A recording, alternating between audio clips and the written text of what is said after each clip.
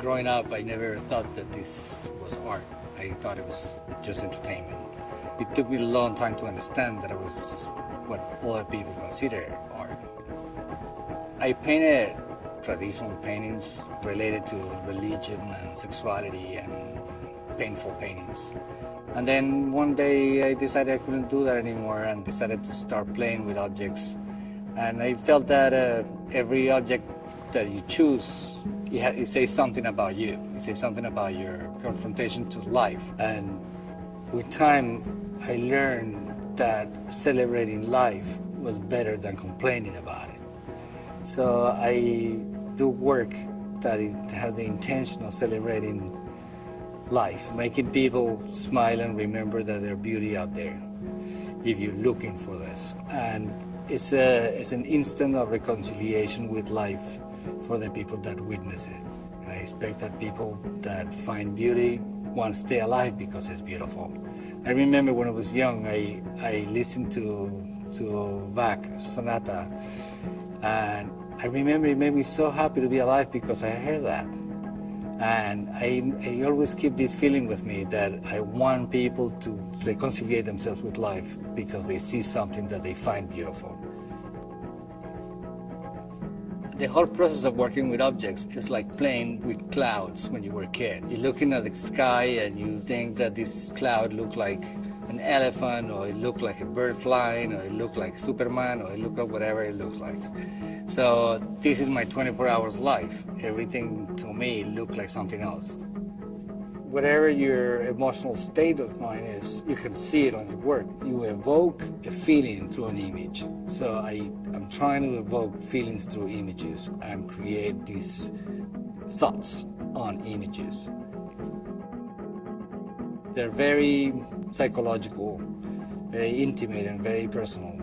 There are literary influences in everything I do in my life because I'm obsessed with literature. When I do these psychological portraits of myself, I expect that the image has the depth of literary characters.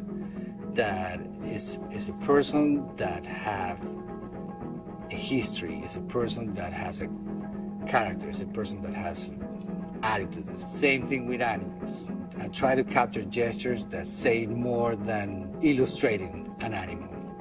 Illustrating an animal is one thing, and trying to portray yourself as an animal is a different thing. Some people paint a tree, some people paint themselves as trees. I try to paint myself as tree. I try to paint myself as any animal. When I started working with objects, I started speculating about the intelligence invested on objects. People that design objects had a thinking process, and I started looking at this thinking process and creating over their thinking process, thinking about why they were made, how they were made, how many decisions were made to make every object. If you take an object in your hands, you can see backwards how many decisions have been made, the material, the texture, the shape, the color. So you can read the intelligence that has been invested on objects. And also, all these materials come back to nature somehow, because shoes are made out of leather, cords are made out of trees, crutches are made out of wood. This is one thing, and the other thing is the conceptual thing. Every object has meaning. It's like words. Every object has a meaning, every word has a meaning, but you can't stretch this meaning if you put this object in a different context, the same way you put a word in a different context and create poetry. So this is the idea. This is about thinking. This is about thinking in a different way. And a screw isn't a screw, or a shoe is a shoe, until it becomes something else.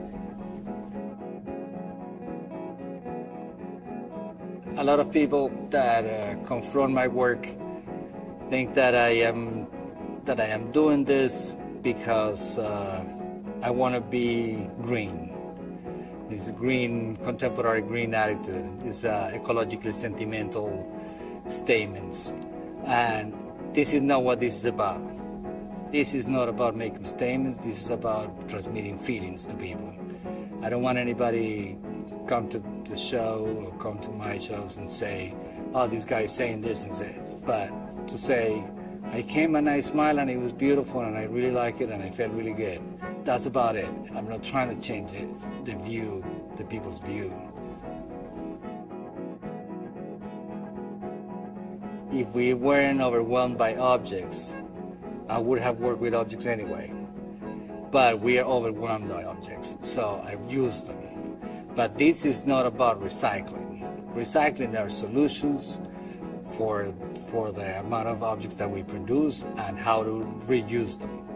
I'm not teaching anybody how to reuse their objects. I'm teaching about thinking that it could be used. Not necessarily could be used for this, but it could be used for something else. This is about thinking that objects are not objects themselves, objects are materials themselves.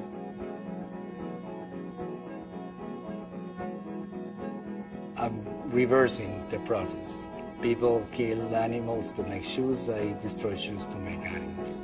Every object is an open possibility, and you can transform any material in anything you like. And now that we are overwhelmed by objects, we find this possibility is immense, and it's creative, and it's beautiful. It's about rethinking reality. It's not a political statement in the sense that I'm not saving the world through this. I'm just trying to make beautiful sculptures, and trying to make beautiful sculptures with things I have and things that have meaning for me and have meaning for other people, because objects have meaning for everybody.